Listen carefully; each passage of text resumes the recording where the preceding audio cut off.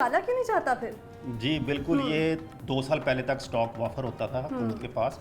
फिर हुकूमत ने पॉलिसी अपनी चेंज की कि अब हमने गंदम बहुत ज़्यादा नहीं खरीदनी। अच्छा। और उसकी वजह ये बयान की गई कि तकरीबन 600 अरब रुपए का कर्जा था पंजाब हुकूमत पे गंदम खरीदने की मद में, जो कि अब पंजाब हुकूमत क्रेडिट ले रही है कि हमने वो कर्ज वापस कर दिया है। अच्छा। लेकिन वो कर्ज वापस तो कर दिया, किस कीमत पर अदा किया? असल सवाल अब ये होगा कि अगर तो वापस करने से अवाम को महंगा आटा मिलना शुरू हो जाएगा या महंगी रोटी मिलनी शुरू हो जाएगी, तो फिर मेरे ख्याल घाटे का सौदा होगा ये वो कर्ज वापस करना। तो ये हुकूमत की जानब से जो इकदाम किया गया माली तौर पर तो बहुत अच्छा है। अगर हम बैलेंस शीट को देखें 2+2 तो उसमें तो हर कोई कहेगा वाह जी वाह, पंजाब हुकूमत ने बहुत अच्छा काम किया, कर्ज ख़त्म कर दिया। लेकिन ये रियासत की जिम्मेदारी होती है कि वो जो फूड सिक्योरिटी होती है वो यकीनी बनाए। उसके लिए चाहे फिर पैसे खर्च करने पड़े, चाहे कर्ज लेना पड़े, जो मर्जी करना पड़े।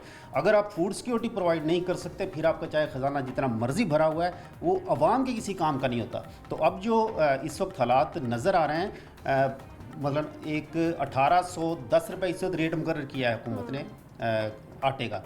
ठीक है, आप कह सकते हैं कि हमने कम करा दिया, यानी कि 2100 या 2000 से हमने कम करा के 1810 रुपये कर दिया। लेकिन ये कोई नहीं बताएगा कि ये एक महीना पहले 1400 रुपये का बिक रहा था, 1400 रुपये का, 1500 रुपये का बिक रहा था। यानी 300 रुपया जो इजाफा हुआ है उसका जिम्मेदार कौन है? मतलब वो जो जिस मिडल मैन ने, जिस स्टॉकिये ने गंदम उठाई थी 2100-2200 रुपये मन, वो अगर अब 3100 रुपये भी बेच रहा है तो वो तो 1000 रुपये मुनाफा कमा रहा है फी मन।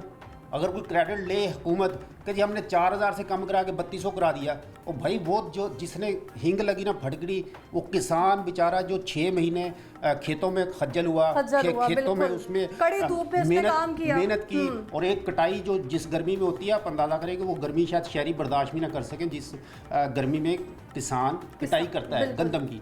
तो उस बेचारे को आपने 2100-2200 रुपया दिया, और जिस बंदे ने सिर्फ पैसे के जोर पे गंदम खरीद ली, अपने पास 4 महीने स्टॉक कर ली, वो 1000 रुपया फी मुनाफा लेके जा रहा है। मतलब किसके साथ ज्यादती कर रहे हैं आप? किसको बता रहे हैं कि हम ये बेहतरीन गवर्नेंस ऐसी होती है कि जिसमें मिडल मैन जो स्टॉक किया वो पैसा कमाए?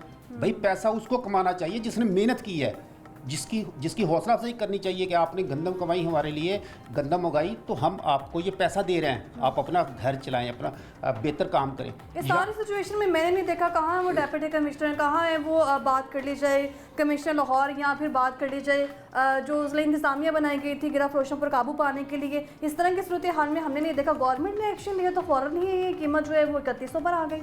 हाँ देखें, मतलब अभी कोई 6 दिन पहले आटा जो है बिक रहा था 2100 रुपये 2200 रुपये का थैला। उस वक्त कहाँ थे ये लोग? इनको वो जो उस एक हफ्ते में या 10 दिन में जिसने कमाया है पैसा तकरीबन 700-800 रुपया होती है उनके पास चलानों की, बस पूछ-गिछ की और चलान कर दिया। वो तो एक यहाँ पर तो कुछ भी एक्शन नहीं लिया गया। वो रूटीन की चीज़ है।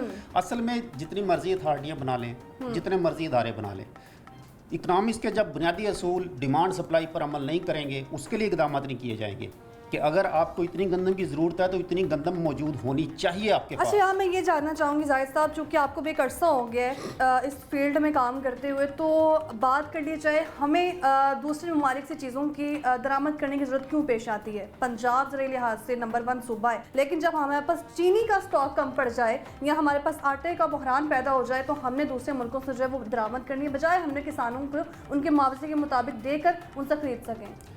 अब इस वक्त जो हमने देखा, जो गंदम की फसल थी वो कम पैदा हुई।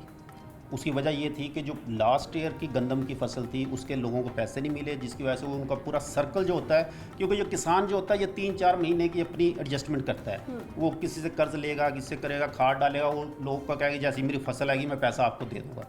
लेकिन जब फसल आती है उसे पैसा नहीं मिलता तो वो फिर उसकी अगली फसल मुतासर होती है। अब जो सैलाब का इस वक्त जो सबसे अहम एक इशू सामने आएगा कि इस वक्त जिन लोगों की फसलें तबाह हो गई हैं, अब वो अगली फसल किस तरह बोएंगे? उनके पास पैसा कहाँ से आएगा? उसके लिए हुकूमत क्या करेगी? क्योंकि अगर तो उनके पास पैसा नहीं है तो इस वक्त जो सैलाब से फ़ायदा लिया जा सकता है, एक फ़ायदा भी होता है सैलाब का, कोई ज़रूरी नहीं सारे नुकसान ही हो। जैसे ही पानी, क्या फ़ायदा हो सकता है? जैसे ही पानी उतरेगा, जो ज़मीन काबिल काश्त होगी वो इतनी ज़रखेज़ हो जाएगी कि वहाँ पर जो फसल पहले 30 मन फी एकड़ अगर पैदावार हो रही थी वो 40 मन होगी, और खुद हो जाएगी। उसके लिए कोई एक्स्ट्रा मेहनत नहीं करनी पड़ेगी। वो जो पानी के साथ भल आती है